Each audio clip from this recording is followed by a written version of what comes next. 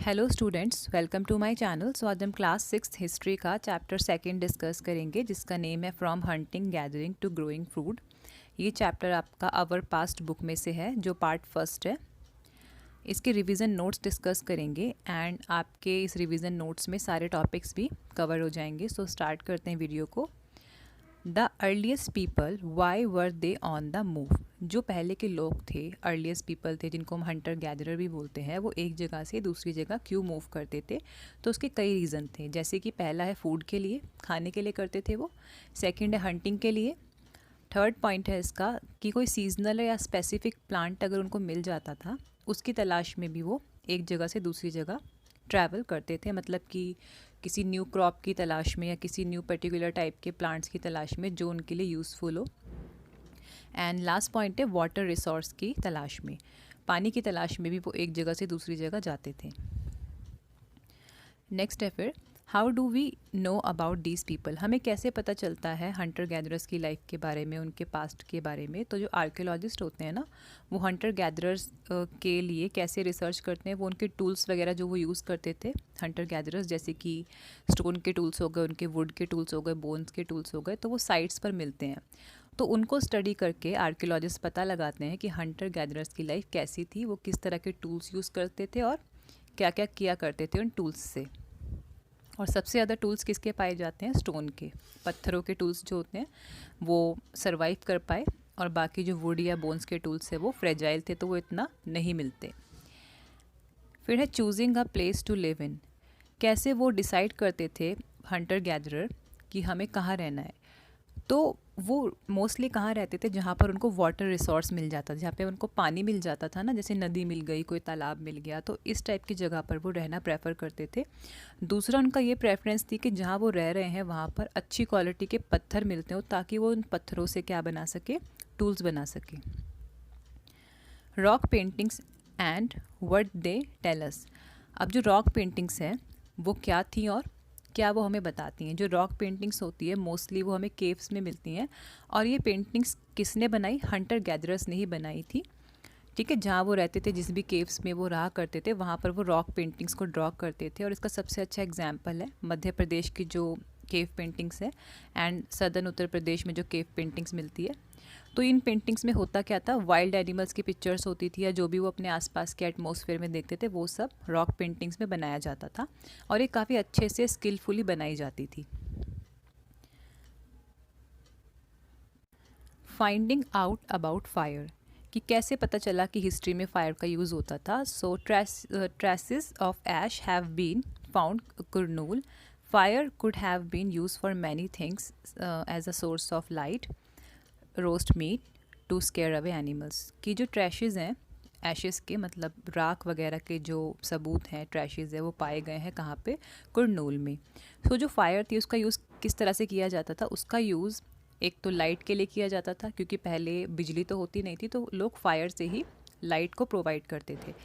उसके बाद खाना पकाने के लिए, मतलब कि जो मीट वो खाते थे उसको रोस्ट करने के लिए, और जो भी जंगली जानवर होते थे उनको डराने के लिए फायर का वो यूज़ करते थे। अ चेंजिंग एनवायरनमेंट। सो ये टॉपिक है जो आपका चेंजिंग एनवायरनमेंट वाला, वो ये बताता है कि जो 12,000 ईयर्स पहले ना क्लाइमेट में धीरे धीरे चेंज होने लगा, और जो क्लाइमेट था वो धीरे धीरे वार्म होने लगा और सूटेबल होने लगा किसके लिए? ग्रासलैंड्स के लिए। जो ग्रासलैंड्स था, जो ग्रासलैंड्स है, मतलब अभी भी होते हैं ग्रासलैंड्स, तो वहाँ पर किस तरह के एनिमल्स रहते हैं? नंबर्स ऑफ एनिमल्स रहते हैं। Most of the animals grasslands में ही हमें पाए जाते हैं, जैसे कि डियर, एंटलॉप, गॉट, शीप, कैटल। ठीक है, ये रहते हैं, और उस टाइम पे इनका नंबर भी बढ़ने लगा क्योंकि ग्रासलैंड भी बढ़ रहे थे धीरे धीरे। और फिर लोगों ने, people who hunted these animals followed them, learn their food and breeding habits which led them to rearing and herding. Fishing also became important. जो लोग इनको हंट करते थे तो वो इनको फॉलो करने लगे, और इनके पैटर्न को जानने लगे कि वो किस तरह का खाना खाते हैं, कब कब वो किस किस सीज़न में वो रिप्रोडक्शन करते हैं, बच्चे देते हैं, या किस तरह से जानवर रहते हैं।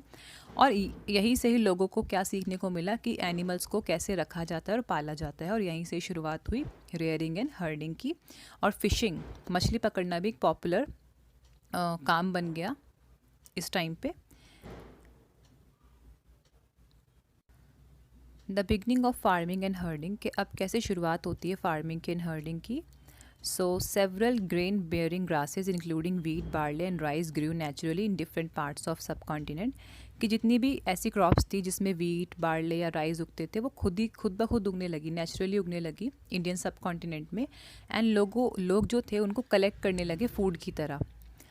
People notice the time, process and place of growing food grains and learn to grow these by themselves. और लोगों ने ये नोटिस किया कि कैसे उगती हैं, कितना लंबा टाइम लगता है, क्या प्रोसेस होता है, और इसी को फॉलो करके उन्होंने क्या सीखा कि कैसे हम खुद से क्रॉप उगा सकते हैं.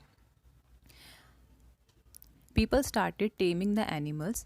The first animals that was tamed is dog. लोग जानवर भी पालने लगे और सबसे पहला जानवर कौन सा पाला था लोगों ने? डॉग को. इसलिए डॉग आज भी बेस्ट फ्रेंड होता है ह्यूमन का. नेक्स्ट है gradually they started rearing deer, goats, pigs and cattles. These animals ate grass. और धीरे धीरे करके उन्होंने किसको पालना भी स्टार्ट किया? हिरणों को, गॉड्स को, पिग्स को भी, कैटल्स को भी, और जितने भी हर्बीवर्स एनिमल्स होते थे उन सबको पालना भी उन्होंने स्टार्ट किया. A new way of life. अब किस तरह से नई लाइफ की शुरुआत हुई? When people began growing plants, it mean that they had to stay in the same place for a long time looking after the plant till the grain is ripened. For shortage of grain, they used to make large clay pot, wove basket and dug pit into ground. तो जब लोगों ने खेती करना start की, plants उगाना start किए, इसका मतलब ये था कि उनको अब उस जगह पर रहना भी पड़ेगा लंबे टाइम तक, और जो उनकी क्रॉप्स होती है, प्लांट्स होती है, उसकी देखभाल भी करनी पड़ेगी जब तक वो पूरे अच्छे से ग्रो नहीं होते और वो ग्रेन के रूप में उनको नहीं यूज़ करते. और जो भी वो ग्रेन उगाते थे उसको वो कहाँ स्टोर करते थे? बड़े बड़े क्ले पॉट्स में, बास्केट्स में, या फिर वो जो ज़मीन पे गड्ढे खोद देते थे और उसके अंदर उसको स्टोर करके रख देते थे. नेक्स्ट टॉपिक है स्टोरिंग एनिमल्स. स्टोरिंग एनिमल्स में क्या होता था? एनिमल्स को पाला जाता था फूड एंड मिल्क के लिए. एंड नेक्स्ट है फिर finding out about the first farmer and herders, कि जो फर्स्ट फार्मर्स एंड हर्डर्स हैं उनके बारे में कैसे पता चला, कहाँ वो रहा करते थे, जो पहले हर्डर्स थे या फार्मर्स थे वो किन किन एरियाज़ में रहते थे सब कॉन्टिनेंट के. सो नॉर्थ वेस्ट में रहते थे एक तो, जो प्रेजेंट डे पे कश्मीर है, और ईस्ट एंड साउथ इंडिया में भी रहते थे. ठीक है, वहाँ पर उनकी परमानेंट सेटलमेंट थी या नहीं, इसके एविडेंस के लिए जो साइंटिस्ट होते हैं वो वहाँ के प्लांट्स, एनिमल बोन्स, जो भी उनको फॉसिल्स मिलते हैं उसे स्टडी करते हैं. उसके बाद है टूवर्ड अ सेटल्ड लाइफ, कि कैसी सेटल्ड लाइफ थी वहाँ पे, किस तरह के घर हुआ करते थे हंटर गैदरर्स के टाइम पे. सो आर्कियोलॉजिस्ट ने ये ढूंढा कि जो हट्स हैं कुछ साइट्स पे वो अलग अलग तरह से बनाई जाती है अकॉर्डिंग टू वेदर. जैसे कि कश्मीर में जगह है एक बुर्जा होम के जो घर मिले हैं वहाँ की साइट्स पे, कैसे मिले हैं वो? अंडरग्राउंड घर. ठीक है, और जो सीढ़ियाँ हैं ऊपर से नीचे की तरफ जाती है अंदर घर के. और वो क्यों बनाए जाते थे ऐसे घर वहाँ पे? ताकि वहाँ के कोल्ड वेदर से बच सके. उसके अलावा कुकिंग एरियाज़ भी ऐसे मिले हैं जो घर के अंदर भी होते थे और बाहर भी होते थे, ताकि वेदर के अकॉर्डिंग डिसाइड कर सके कि कुकिंग कहाँ पर की जाएगी. एंड कुछ स्टोन टूल्स भी पाए जाते हैं इन साइट्स पे. ठीक है, और कुछ टूल्स ऐसे होते हैं जो पेलियोलिथिक टूल्स से बिल्कुल अलग होते हैं और इनको क्या बोला गया है? Neolithic. And these includes tools that were polish to give a fine cutting edge. इन टूल्स को पॉलिश भी किया जाता था ताकि इनके जो वो हैं छुरी, जैसे छुरी नहीं, इनका जो किनारा है वो कैसा हो? बिल्कुल शार्प हो जैसी. और इसके अलावा क्या क्या भी पाया जाता है? Motor and pastel use for grinding grain, जो वो होता है हमारा ओखली टाइप होती है जिससे हम ग्रेन को ग्राइंड कर सकते हैं. इस तरह के टूल्स भी पाए गए हैं साइट्स पे.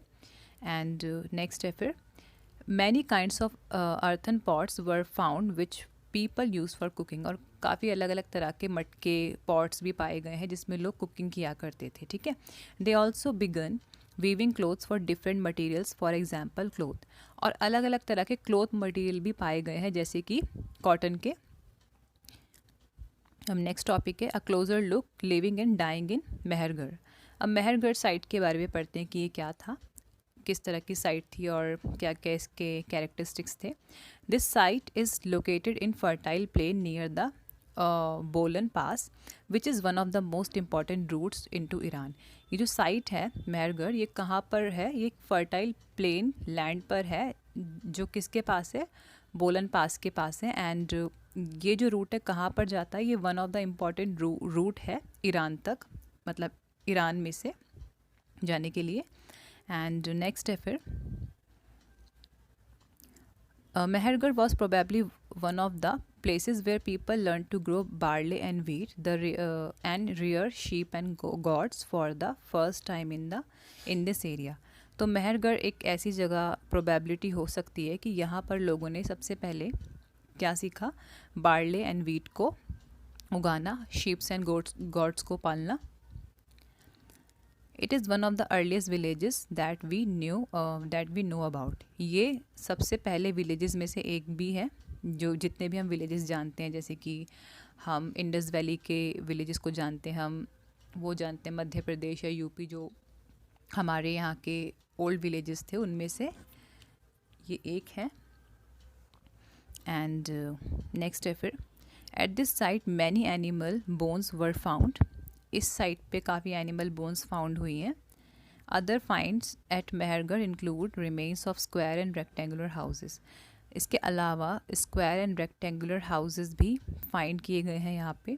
ठीक है, ये जो हाउस होते थे कैसे होते थे, इन हाउसेस में ना 4 कंपार्टमेंट्स होते थे, मतलब 4 डिवीज़न होता था हाउस का 4 पार्ट्स में। तो कुछ पार्ट्स को ये स्टोर की तरह यूज़, जैसे कि some of which may have been use for storage.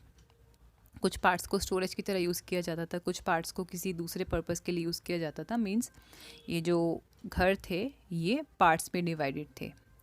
And next है फिर when people die their relatives and friends generally pay respect to them. जब यहाँ पर जब लोगों की डेथ होती थी यहाँ पर, तो उनके जो रिलेटिव्स थे एंड फ्रेंड्स थे उनको रिस्पेक्ट देते थे। And people look after them perhaps in the believe that there is some form of life after death. तो उनको उनके मरने के बाद भी रिस्पेक्ट मिलती थी, क्योंकि लोगों का ऐसा मानना था कि आफ्टर लाइफ भी, मतलब डेथ के बाद भी एक लाइफ होती है। आफ्टर लाइफ में उनका बिलीव था।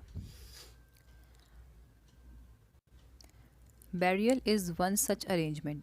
इसलिए बैरियल भी उन्हीं अरेंजमेंट में से एक था। इट मीन्स कि लोग जो थे अपने रिलेटिव्स को या फ्रेंड्स को, जो जिनकी डेथ हो जाती थी, उनको बरी करते थे, उनको अच्छे से पूरे उनके बैरियल्स बनाते थे। ठीक है, ताकि उनको वो रिस्पेक्ट शो कर सकें। Several burial sites have been found at Mehrgarh. In one instant the death person was buried with gods which were probably meant to serve as food in next world। जैसे कि ऐसी सेवरल साइट्स मिली हैं मेहरगढ़ में जो ये जताती हैं कि जो डेथ पीपल होते थे उनके साथ उनके सामान को भी दफनाया जाता था, जैसे कि गॉड्स को दफना दिया, ठीक है, बकरी वगैरह को दफना दिया, या उनके कुछ चीज़ें हो गई उनको दफना दिया। क्यों? उनका ऐसा बिलीव था कि नेक्स्ट वर्ल्ड में ये उनके काम आएंगे, which is a foolish belief, but क्या कह सकते हैं, लोगों का बिलीफ होते हैं ऐसे अजीब अजीब। नेक्स्ट है फिर some important terms. Paleolithic, this time period refers back to the age in which we discover a huge range of stone tools. ये जो पैलियोलिथिक एज है या पैलियोलिथिक टाइम है, ये उस टाइम को दिखाता है जब स्टोन टूल्स पाए जाते थे, huge range of stone tools पाए जाते थे। It extends from 2 million years in the past, approximately 12,000 years in the past, and it is split into lower, middle, upper Paleolithic। कि ये जो टाइम है ये कब तक का है? 2 मिलियन ईयर्स पास्ट तक का है, और ये 3 पार्ट्स में डिवाइड है, lower, middle and upper Palaeolithic. ठीक है, एंड फिर है Mesolithic. This period extends from 10,000 years in the past to approximately 12,000 years ago। तो ये जो पीरियड है मेसोलिथिक, ये 10,000 ईयर्स पास्ट की बात कर रहे हैं, मतलब 10,000 ईयर्स अगो, और अप्रॉक्सीमेटली बता रहे 12,000 ईयर्स अगो की पीरियड है ये। Stone tools discovered in the course of this era had been usually tiny and were called microliths. कि इस टाइम के जो स्टोन टूल्स मिलते हैं वो काफ़ी छोटे होते हैं साइज़ में, ठीक है, और उनको क्या बोलते हैं? माइक्रोलिथ्स। फिर है Neolithic, this time period that date backs to about 10,000 years ago and is therefore referred to as the new stone age. इस टाइम पीरियड को 10,000 ईयर्स अगो की डेट में काउंट करेंगे, एंड ये जो पीरियड है किसको रेफ़र करता है? न्यू स्टोन एज को। तो स्टूडेंट्स, इसी के साथ आपके जो चैप्टर है फिनिश होता है। आई होप आपको समझ में आया होगा।